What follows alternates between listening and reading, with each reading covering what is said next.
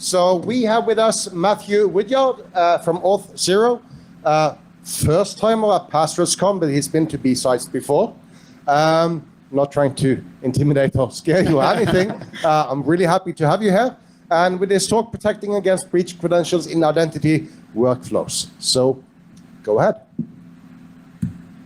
All right, thank you so much for the introduction. Since it's my first time here, I'd like to tell you a little bit about myself. So professionally, I was in finance for about a decade and worked through a lot of rotations within security. So it could have been compliance, fraud, architecture, really anything you can imagine. I probably did it, at least for a little bit of rotation.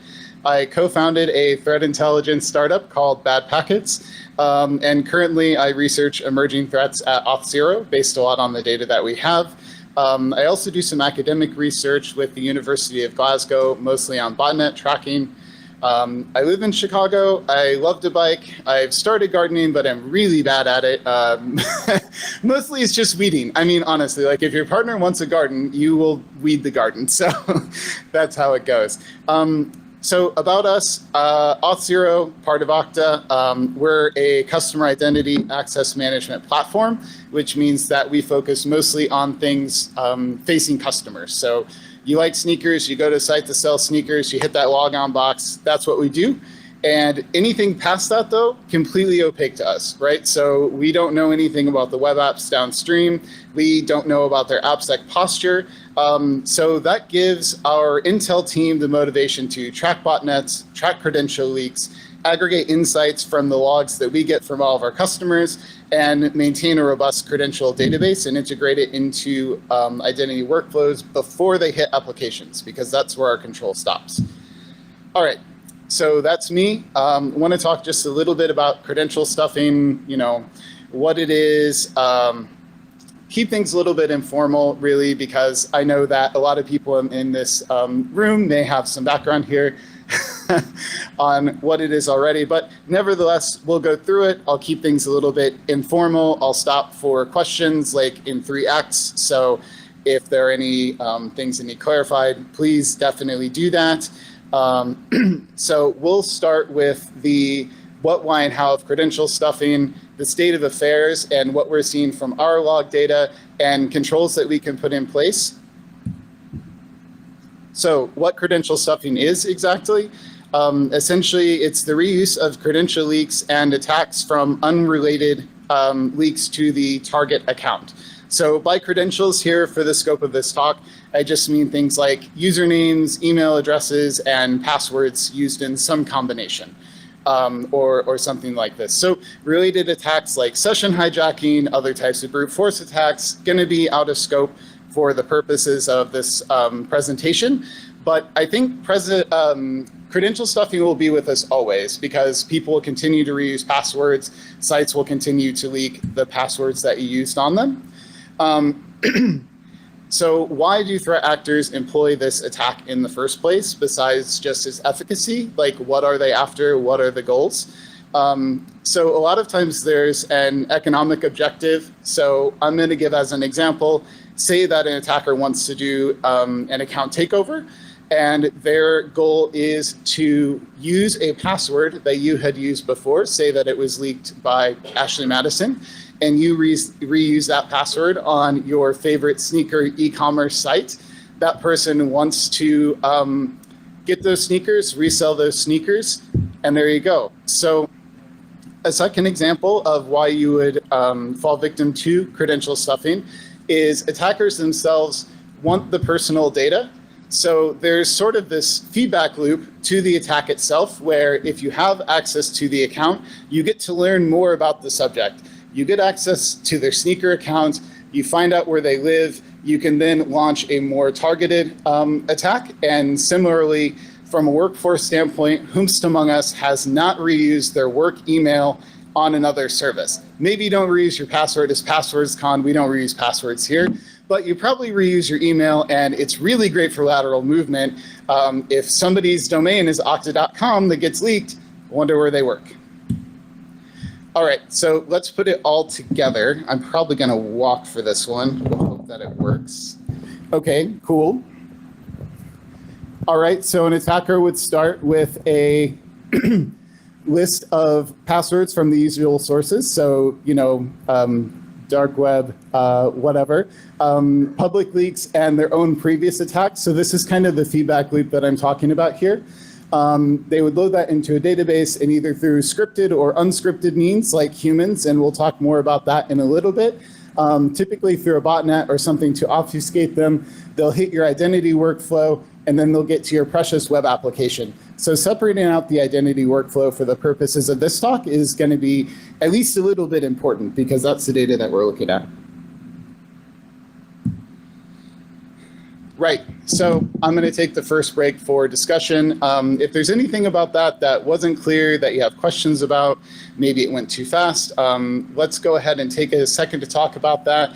And if any of you want to volunteer kind of what against your organization attackers are after, this is a great time to do that. So, is there a mic runner? Was there a question?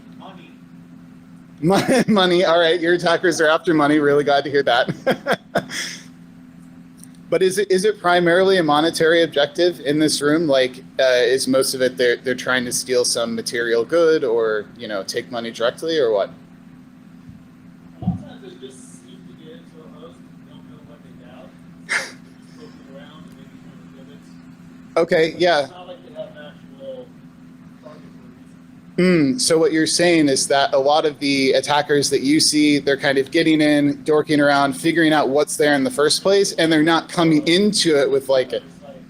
Right, yeah, so they're not coming into the attack thinking, oh man, I'm gonna get some sneakers out of this deal, right? That's what you see a lot of. Okay, great, yeah, so that gives me an idea a little bit on what to focus on as well. So thanks for your input on that. Gonna talk a little bit about how bad things are and how everything you see presented was generated. So with only a few exceptions, all this data is aggregated and generated by the authentication logs that we get as Auth0 and the insight that we've gained as practitioners in the threat intel team. So will you be targeted? Signs point to yes. So we did a look at Q1 of this year and saw how many of, when I say applications, I mean tenants, and we can break down to what that looks like in the Q&A if you like. But 48% saw 7 or more attempts of credential stuffing against their applications. So what will that attack look like? To get a feel, I'm going to give an example here of a real world credential stuffing attack. So the graph shows the number of authentication attempts before, that's in blue, during, that's one where you see the big red bars, and then after, where we've got blue bars again, of an attack against one of Auth0's customers. So during this time frame, the malicious attack ended up being around 2 times the number of median login attempts from the previous, I think, 6 months. So, I mean, really, depending upon what your identity paradigm looks like, it almost looks like an L7 attack against your authentication, right? So extremely common attacks. That's generally what we see, how they work. So what's the mechanics of how we get there? I'm going to go through a timeline of a story based on a real world attack that we saw, and a little bit of insight from Verizon's Data Breach Investigations Report, the DBIR. So the DBIR showed that over 60% of breaches were actually detected by victims within 24 to 84 hours. The bad news of that is that they normally didn't detect it themselves. They were disclosed by the attacker, by a law enforcement agency, an external CERT team, whatever, right? So in this attack that we saw, first, the attacker obviously stole the credentials. We can't clearly know this time, but the agency that we had worked with had estimated that it probably was about 24 hours between the breach, the confirmation of the breach, and the first attack. And in the next 24 hours, the leaked credentials were identified by the detection response team of our customers, verified by us as well, and we were able to put the credentials in our credential stuffing protection workflows. And within really just minutes of putting it in there, we already saw use of the breach credentials only from that one threat group, though. We think. You can never be sure about these things. Over the next 72 hours, we did ongoing monitoring and really, again, saw it mostly coming from just one group. But once we got to, I put 84 hours, but it really is 84 plus because it took about a month for us to see this in the wild, just very broadly used. So that really, I think, gives you an idea from the amount of time you would see going from breach to opportunistic. So this leads into specific sophistication, and I kind of want to just really show how low the bar is. There's a lot going on this chart. I'm going to walk over there and talk through it. So what we see a lot of is, like, does the attacker even try? So these dots down here is just normal authentication traffic, right? This up here, the size of the dot is number of IPs in requests. And what we're looking at is the number of unique user agents versus the number of attempts, right? So this attacker up here is using a botnet. It's not a great botnet. They're not even messing with the HTTP headers, right? This is part of what gives us an idea of whether or not a sophisticated group is using breach credentials. And here we have one that is at least a little bit more sophisticated because they're trying to use user agents that look like humans, right? So really, this is how low the bar is when it comes to attackers and their sophistication. So I kind of break this into two personas here. I think about the opportunistic attacker, we'll call him Sam Skitty, and they are always using the older leaks, a lot of times public leaks, very common leaks. So if you just do a count of all the times you've seen an email address, for example, and just do a sort, that's what they're going to be using. Oftentimes they don't even try to rate limit, circumvent very common controls. And then Ada Atto, we'll call them, works on fresh leaks like what I showed before. They use bespoke botnets. We'll talk a little bit about what that sophistication looks like. And they emulate human activity either by being humans or scripting and other a little bit more clever methods. So take a break here to pause. Have you seen credential stuffing attacks in your org? What do they look like? Do they look like what I just presented? Do they look totally different? Obviously, I'm giving a very simple picture here because I'd really like feedback on this topic. Yeah, and if the mic doesn't work, I'll just repeat the question. Hopefully that worked out well. Got one in the back. I've seen it tons of times, but I'm not I'm not neutral in this one.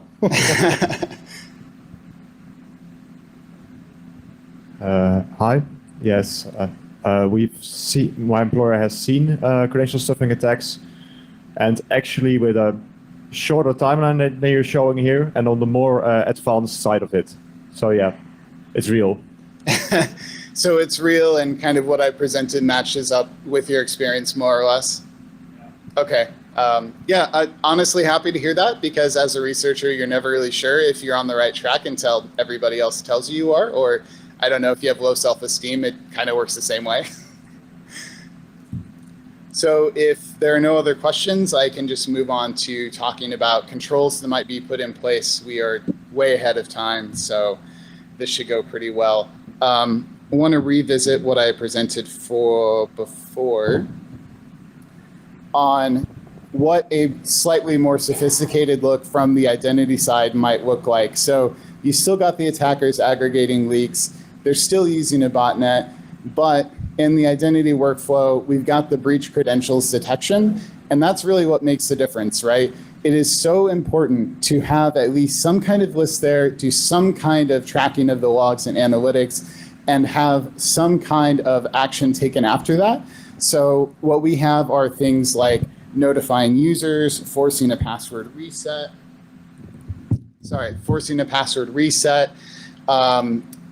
Some people do things like mandatory education, right? Where it's like, hey, I see this has been reused. This is where it's been reused. You may want to look into such and such a thing, or try such and such a thing, right? So I think really the solution here is defense in depth, though, because just having the protection that I showed before is really not going to be enough. So bot detection, I think, plays a huge role here. So when I was speaking of more sophisticated attackers, if somebody knows the area in which their target lives, so back to the person attempting to purchase sneakers, they would want to err on the side of using a residential botnet that is actually a residential IP in the area of where the target lives. This is a way of circumventing fraud controls downstream. And it's a great way of circumventing bot detection controls because often these botnets are ephemeral, fairly short-lived, take advantage of IoT devices or routers, and they just look really, really real. So I think this is an important control to have in-house to protect your identity workflow. If you don't have it in-house, then you might want to buy it. Just figure out what your budget looks like for that. Second is going to be rate limiting. I'm always shocked when I see how few attackers even try to circumvent this control. I really am. And the linkage to credential stuffing we always see is very strong, very strong. A lot of credential stuffing attacks are people trying very hard, very fast. But we also see things like people sprinkling in attempts, not trying too much. Again, that's the more sophisticated attacker, and rate limiting isn't going to work on that.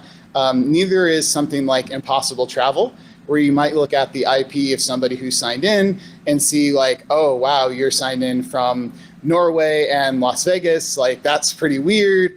We're going to throw up a flag there. If you have a more sophisticated attacker, not going to work. If you have a site where your users care about their privacy generally, also not going to work because they're going to use VPNs probably in short amounts of sessions, right? So I so dislike impossible travel that I did not even put it on the slide. But nevertheless, it is worth discussing if you're talking about botnets and rate limiting. And if you have the capability, the next move would be to rule and risk-based pre-login assessment or assessment throughout the process. So when you're looking at that attacker, if you're able to do constant authentication using mouse usage, maybe analytics about how they use their keyboards, et cetera, that's something that is an extremely effective control that, frankly, your ID provider probably can't give you if it is an external provider, right? They're not going to see that downstream. That's going to be an application security concern. And finally, there's a reason I put it at the bottom, is multi-factor authentication. There is a trade-off in this control that really depends on the market power that your company has, to be honest with you. I use some Intuit products, not going to call many of them out, but every time I log in, I need an SMS second factor, which is a terrible second factor that I never asked for, that makes using... Hey, how are you hydrated? Hey, you know what? I could be more hydrated.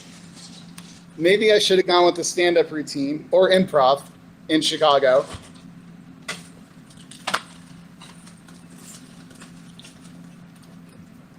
I can't juggle. I cannot juggle that.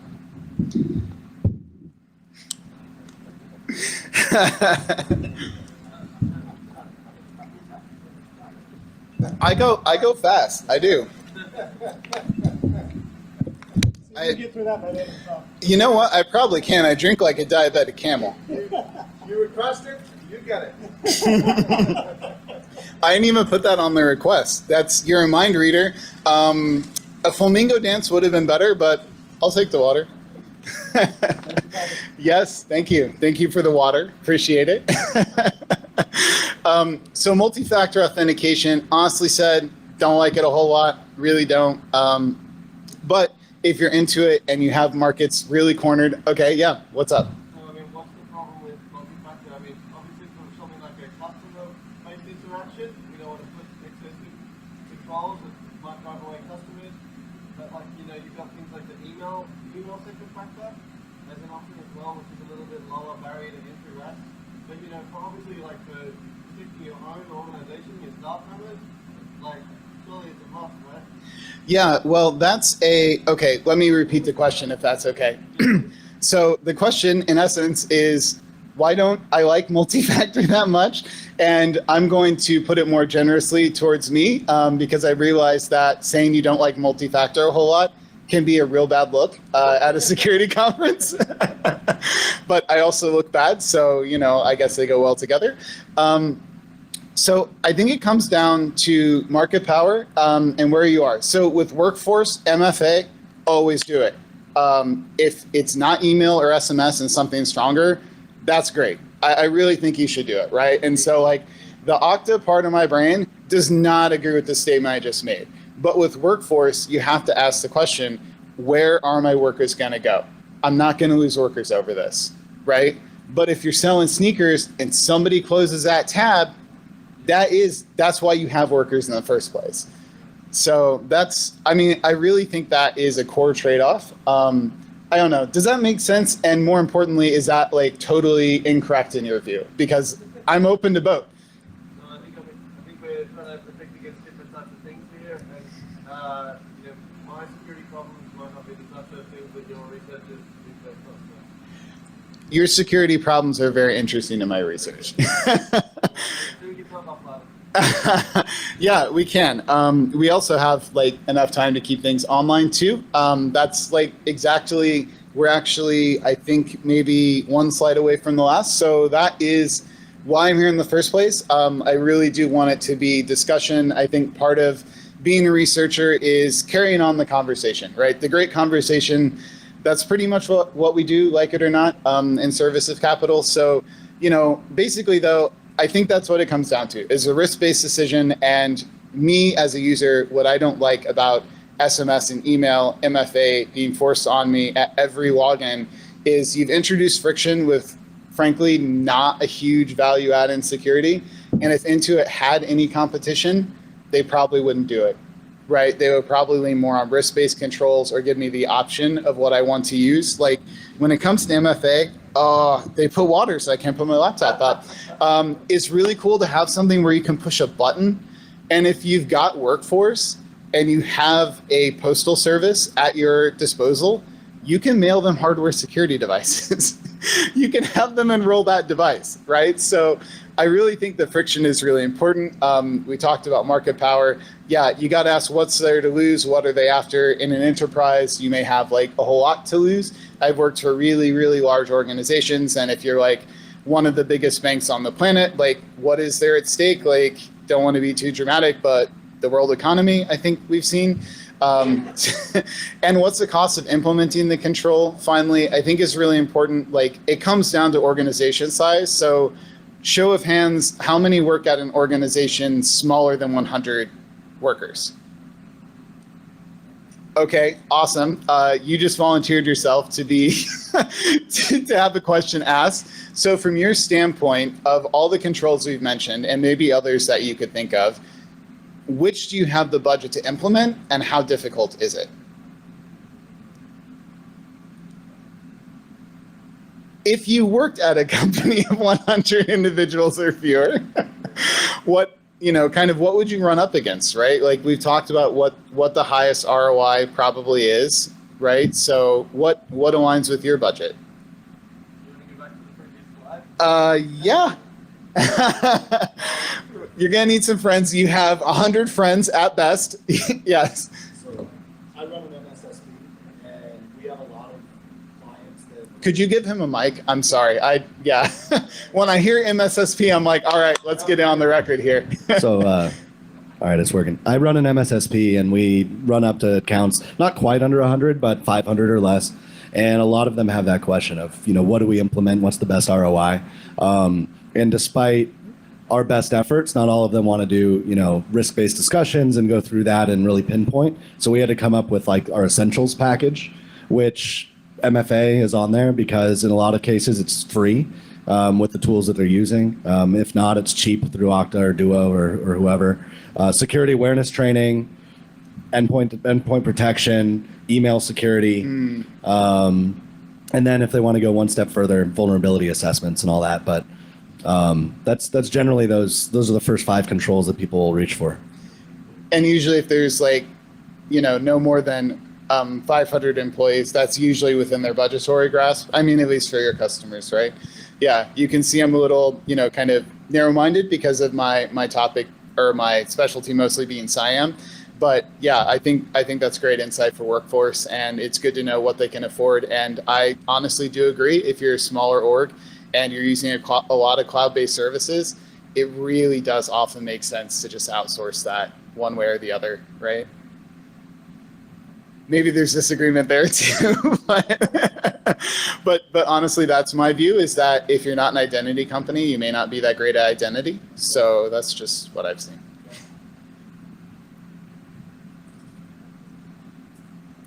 Yeah, so I mean, really, that's it. If you want to talk about whatever protections you have in your workflows, what you think works and what doesn't.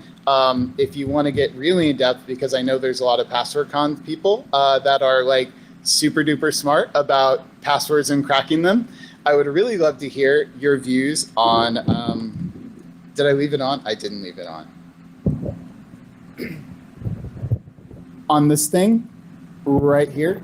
So managing what's in that database securely, actually doing a good job in your identity workflow of taking the credentials that are entered, comparing it to what's in the breach credential database. Insight on that, of course, would be extremely welcome. And does anybody like have any thoughts on that, or what they do in their own experience? I could see you smiling under the mask. Yeah. Out of curiosity, do you make a difference between credential stuffing and password spraying? In this talk, no.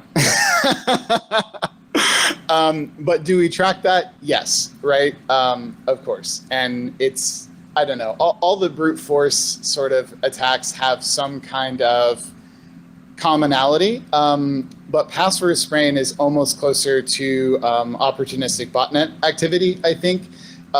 It's not very good. It's not usually super targeted, but with credential stuffing, like, at least you know something. Your attacker has a starting point. But definitely tracking that, obviously extremely vital in any application, I think, at least. Is looking for breach credentials, is that part of your service, and is it integrated, or is it an option that I can purchase additionally? You can give us as much money as you like. I don't want to plug services too hard, because I want to be asked back. Yeah. I'm not asking for a quota. I'm most definitely not.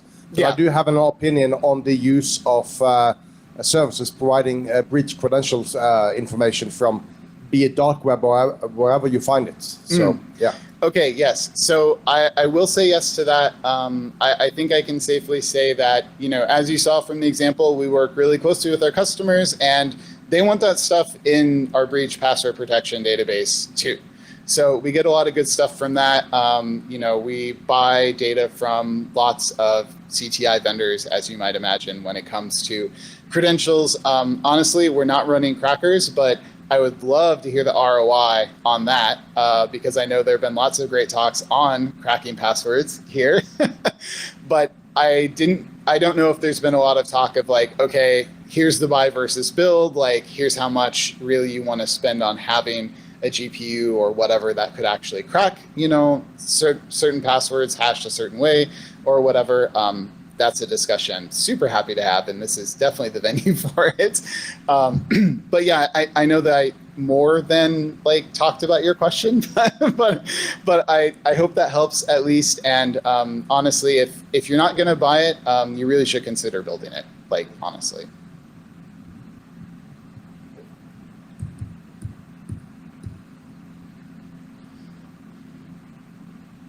Yeah, so maybe I should go back to, are controls worth it? Because like, is X worth it is always something of great interest to me, and not just because I'm at like a third-party vendor now. Part of like, if you have principal or staff or director in your title, is like being able to BS enough that you can like put that question into your budget ask. So yeah. I just wanted to ask a question. So if you have breach credential detection, why don't you notify people proactively and using the database to actually, reset those credentials ahead of the time before an attack is happening? I mean, I understand that you can use that database maybe to detect the attack itself and identify the malicious IP, but as far as the users are concerned, wouldn't it be better to notify them ahead of the time? That's a good question, honestly. So, for example, if we had an email address, we know it was associated with a credential that had been breached, wouldn't it make sense to notify that person rather than waiting for them to log on to a downstream service? That's really the heart of it, right? I think, honestly, part of it is to have it in product, to be super frank, but also when people actually try it, that's what gives us confirmation that we're onto something. Because if you're using that email and password in multiple contexts, we don't know if that password's still relevant. Maybe the leak was from 2019, like a LinkedIn leak or something like this. So that's kind of, I hope this answer is satisfactory to you. But those are really, I think, the two biggest reasons that we don't proactively notify people who may have been involved in breaches. Honestly said, I also think that's a responsibility of the company that was supposed to be securing your credentials in the first place. You don't want to scare them off as well. Might lose a customer. No one to scare them off. Yeah, I suppose that's true.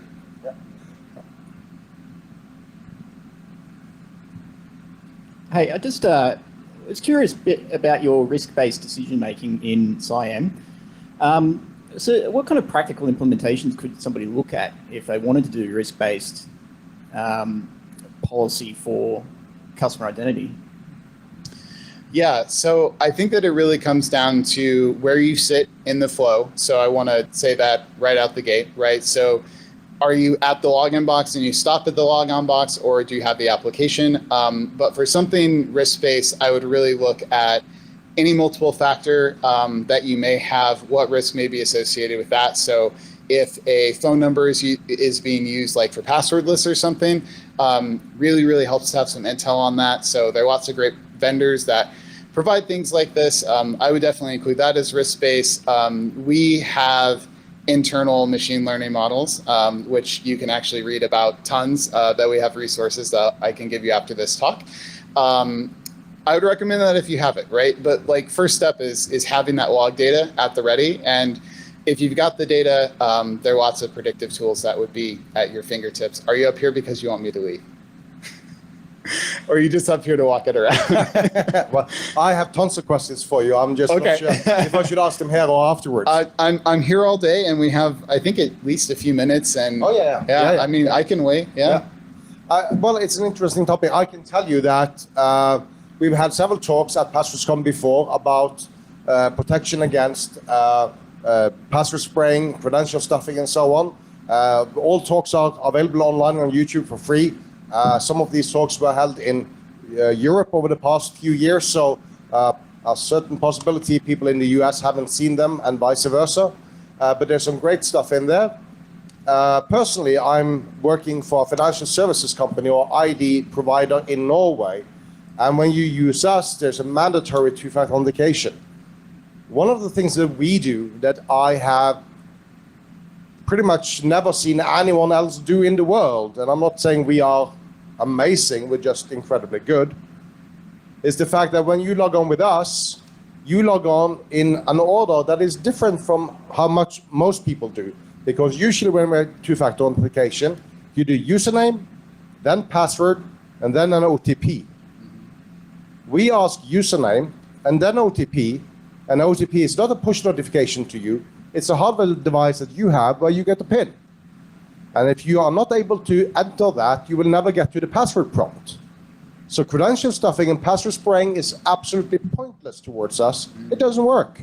Because you can't get past the OTP without actually coming to Norway and stealing a hardware device from somebody using bank ID. And this is something that you can do if you have a YubiKey. Social engineering. Social engineering, yes. I'm on the phone with you, and I just have all of Twitter because convinced you that I was part of IT. Did I mention FIDO WebAuthn as part of the flow of this? So, nope, doesn't work.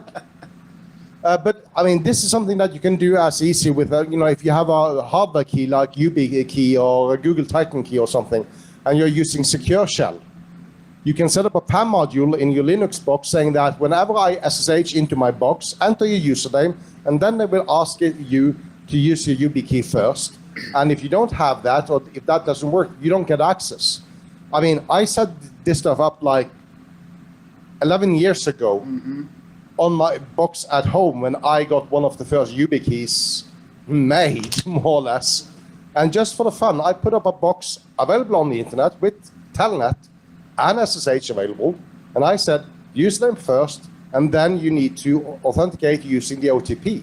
So I just saw, I don't know how many login attempts, and all of them failed because you can't get past the OTP. That's a brilliant way to solve this. Well, not solve it, but at least you're reducing the attack surface by huge amounts. So it's a good tip.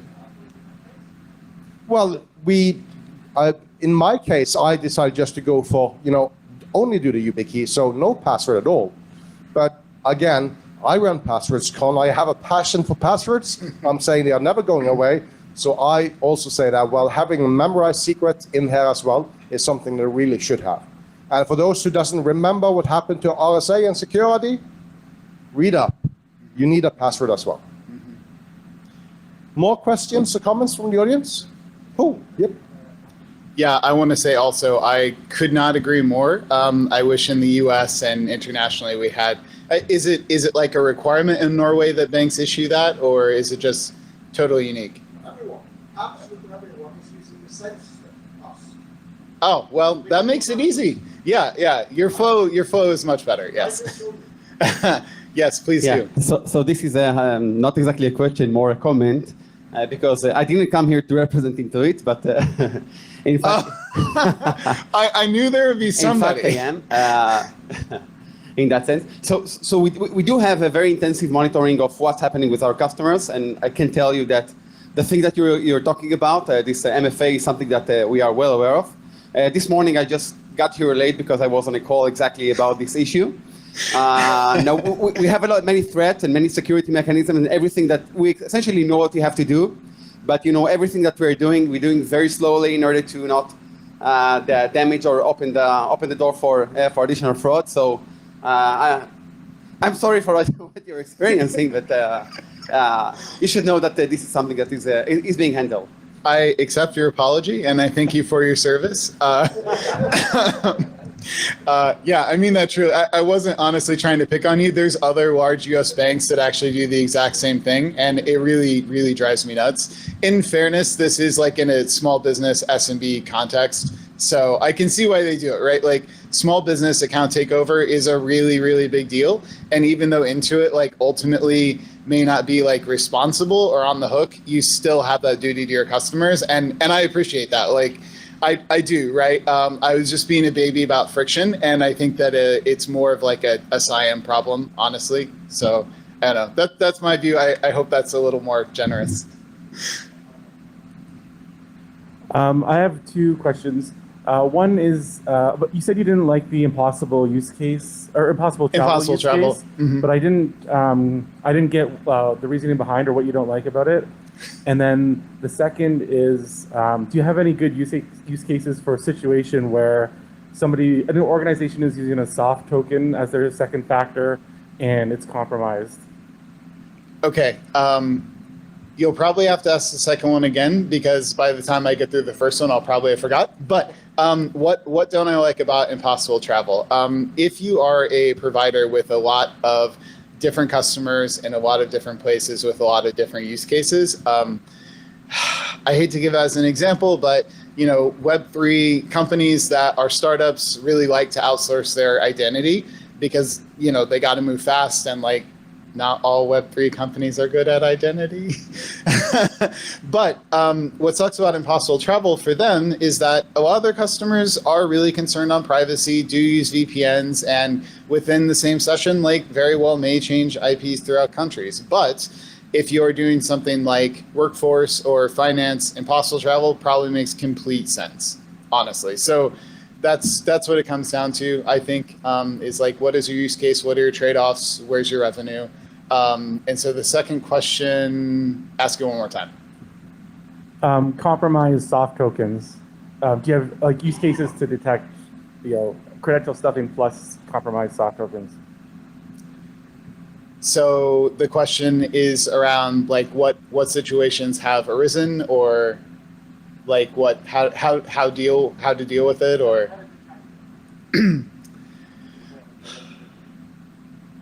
I'm trying to think as a login box directly, and I wish I had an answer immediately at hand. Yeah.